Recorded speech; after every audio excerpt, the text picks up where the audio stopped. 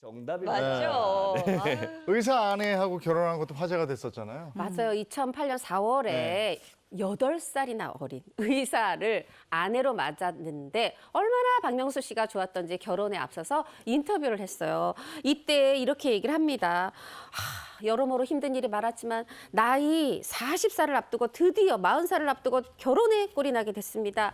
이렇게 고백을 하는데 세상에 이 얼굴 표정이요. 감개무량, 심지어 눈가에 약간 막 눈물도 보이고 저는 그때 이 정도 막 기쁨을 넘어서서 마치 정말 세상에서 제일 성공한 남자처럼 그 감개무량하던 금메달 딴 얼굴 지금도 잊을 수가 없네요. 네, 박명수 씨 정말 능력자라는 생각이 든 게요. 의사 아내의 스펙이 어마어마하다고 합니다. 아, 그렇습니다. 정말 화려한 스펙을 가진 이 분으로 유명한데요. 일단 K대 의과대학을 졸업한 후에 S병원에서 수련의로 근무를 했습니다. 여기서 끝이 아니라 존스홉킨스 대학병원의 레지던트로 합격을 한 그런 재원이에요. 그런데 박명수 씨와의 아주 뜨거운 사랑 때문에 떠나기 3일 전에 미국행을 포기했을 정도로 아주 그 돈독한 애정을 자랑한 바 있습니다.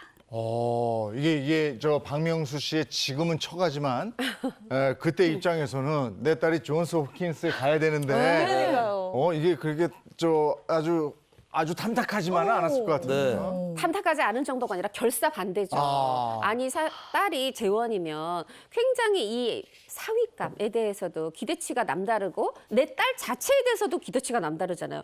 지금 미국에 일하러 가야 되는데 세상에. 그래서 부모님만 반대한 게 아니라 이 남매들도 막 자매들도 막 다 반대를 했다는 거예요. 그래서 두 사람은 무려 14번 동안 만났다 헤어졌다를 반복해야만 했습니다. 네, 드라마에나 나올 법한 얘기가 아닐까 싶은데 집안 반대도 이겨낼 수 없었던 두 분의 뜨거운 사랑. 아내분이 박명수 씨와 결혼한 이유는 뭐였을까요? 네, 집안 반대를 확실하게 이겨낸 이 비결.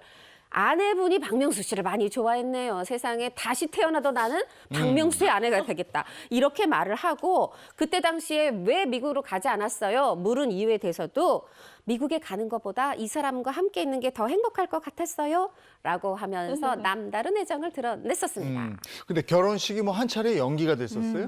네. 그럼에도 축복속에 결혼을 올렸고. 근데 어떻게 박명수 씨가 굳게 닫힌 아내 부모님의 마음을 얻었을까요? 네, 사실 이 아내의 부모님이요. 박명수 씨 직업에 대한 불안함이 있었던 것 같아요. 연예인이라는 직업이 정말 지금 인기가 많아도 언제까지 수익을 벌 수 있을지도 잘 모르는 어떻게 보면 불안정한 직업일 수도 있잖아요.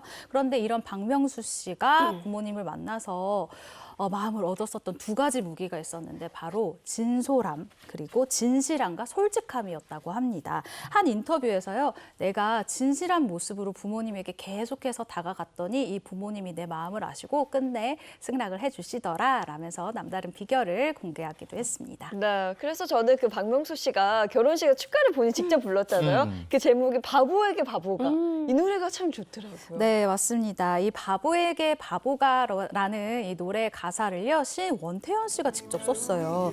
이 박명수 씨에겐 정말 의미가 남다른 곡입니다. 왜냐하면 이 원태현 시인이 그 박명수 부부의 러브 스토리를 듣고 결혼 선물로 직접 작사를 해서 선물을 해줘요. 그러니까 두 사람을 위한 그 글이었던 거예요.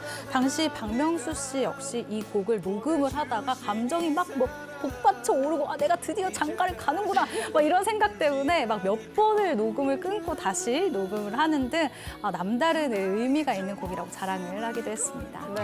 그리해서 이제 결혼 14년 차가 됐고 아직도 사랑하는 마음은 변함이 없다면서요. 아이고야, 하루에 20통, 30통 문자를 보낸대요. 그리고 기념일에는 편지 쓰고 꽃다발 준비하고 결혼 14년 차 됐어도 이 세상에서 내 아내가 제일 예쁘다 이렇게 생각한다는 박명수 씨. 아주 사랑꾼으로 살고 있습니다. 네, 그리고 박명수 씨의 아내분은 정말 억소리 나는 재테크의 여왕으로 또 유명하잖아요. 유명하죠. 전문가들도 인정한 투자의 귀재인데 2011년 9월에 서울 성북구에 한 건물을 29억 원에 삽니다. 이 건물이 오래돼가지고 그렇게 수익성이 좋지 않았다고 그래요. 싹 리모델링하고 그 유명한 S커피 별다방 딱 입점시켜서 2년 8개월 만에 47억 원에 매각했어요. 리모델링 비용 빼고 해도 최소 10억 원 이상을 번 거죠. 그쵸. 2년 8개월 만에 와. 3년도 안 돼서. 야. 어우. 대단한 거죠. 첫 번째 투자에 이렇게 성공을 했으니까 멈출 수 없죠. 다음 그렇죠. 투자도 있을 것 같은데. 네, 첫 번째 투자에서 자신감을 이제 장착을 합니다. 그래서 다음 지역은 서초구 방배동이었는데요. 이번에도 S커피가 입점을 할 만한 그 건물을 딱 찾았대요. 아. 그래서 지난 2014년도에 설해마을에 이 인근 건물을 88억 원에 와. 하게 됩니다. 이 건물 역시 5층 규모로 깔끔하게 아주 예쁘게 신축을 이제 해서요. 1층에 아까 얘기한 그 별다방. S 전문 커피숍을 입점을 딱 시킵니다. 그리고 5년 3개월 만에 아까 88억이라고 했잖아요. 이번에는 173억. 173억에 매각을 하는데 사실 신축 비용을 이제 제외하고도 63억이 넘는 이 시세 차익을 얻었다고 하니까 정말 투자의 귀재가 맞는 것 같습니다. 아, 이렇게 방배동에 에스커피 자주 갔는데. 아, 참 부럽네요. 근데 뭔가 자신만의 특별한 비법이나 비결이 있지 않을까 싶어요. 맞습니다. 뭐 그냥 운이었다라고 하면 우리가 너무 배 아프죠. 근데 이 박명수 씨 아내분이 굉장히 꼼꼼하다 그래요. 어느 정도 꼼꼼하냐면 건물을 뭘 하나 사야 돼? 그러면 꼼꼼하게 따져보고 심지어 1년 이상 조사를 한 뒤에 네. 신중하게 결정한다고 하네요.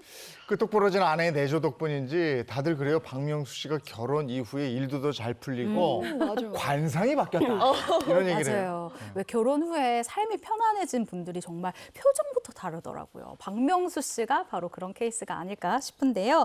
결혼 전에는 호통 개그, 야야야야 이런 개그 그리고 거성 이미지로 개그의 소재로 이 비호감이라는 소재를 썼어요. 그래서 비호감 캐릭터를 담당을 했는데 결혼을 하면서 정말 한층 부드러워진 인상으로 아내 바보, 딸 바보 면모로 더 넓은 팬층을 자랑하게 됐는데요. 실제로 한 설문조사가 있었습니다. 결혼 후 가장 많이 달라진 스타가 누구인 것 같냐라는 설문조사에서 무려 2위를 차지하기도 했습니다. 네, 박명수 씨 참 웃을 일 많겠다 싶은 게 딸 민서양이 또 무용 장학생이라면서. 올해 중학교 2학년인데 음악, 미술, 무용만 가르치는 학교를 다니는데 세상에 그 전체에서 성적도 좋고 실기도 좋은 학생 딱 12명한테만 준다는 장학증서 2번이나 받았다고 그래요. 아내도 똑똑, 딸도 똑똑. 박명수 씨 웃을 일밖에 없겠습니다.